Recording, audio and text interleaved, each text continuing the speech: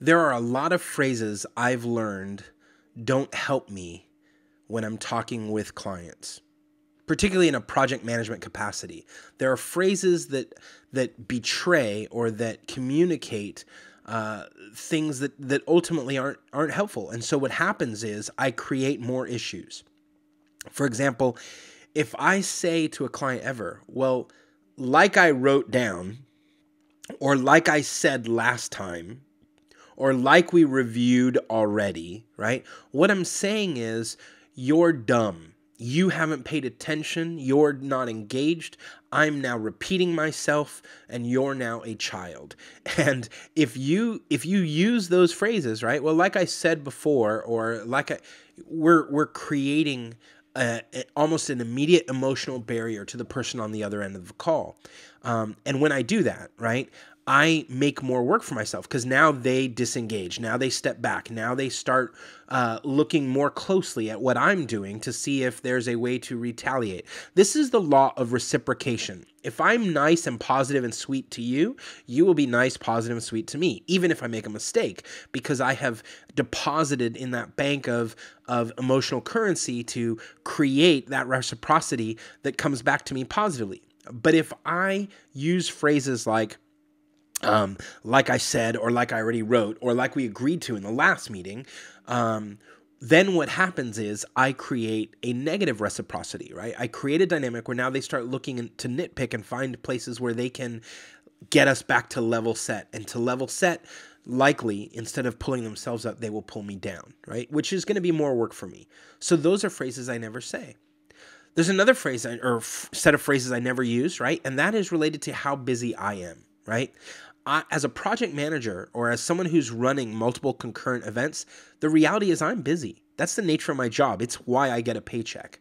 So if I start telling you, well, it's just that I got 10 projects running, or I got all this stuff going on, or oh, sorry, I'm just so busy. When I say that, what I'm actually saying is I'm not on top of my job, right?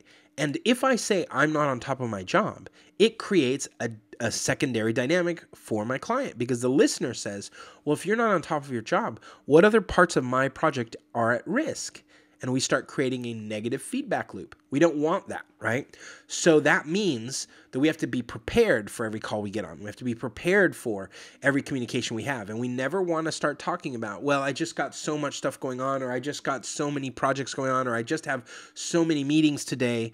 We don't want to communicate that we're out of control of our own job, because it causes them to have the secondary notion that their job is at risk, even if their job may not be at risk at all, which will spin them up, right? And cause them to ask more questions, cause them to want more phone calls, cause us to get even more busy, right? So it's perpetuating and it's not helpful.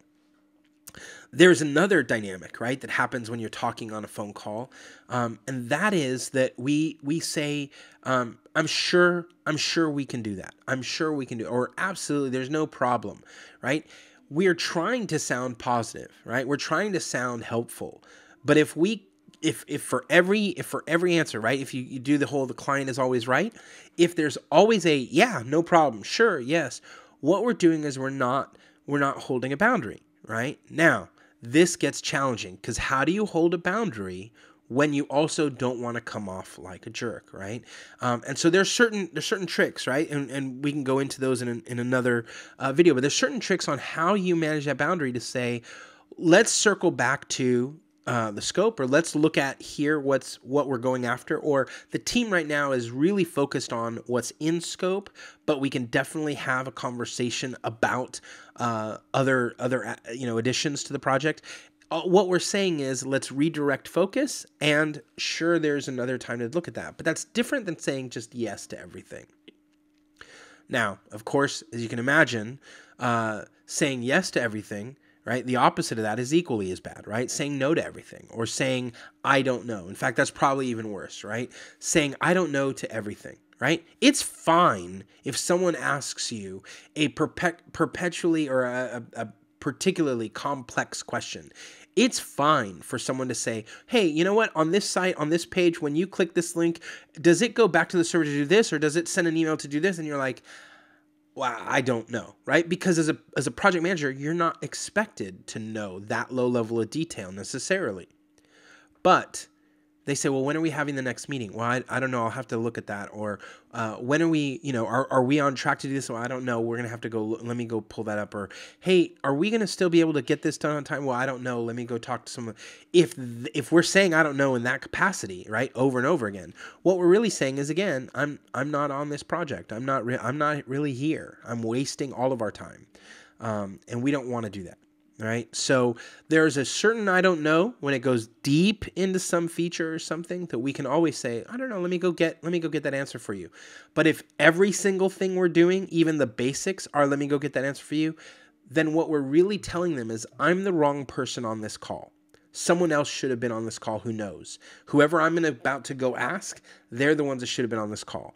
And if you're telling someone I'm the wrong person on this call, you're also telling them I'm wasting your time.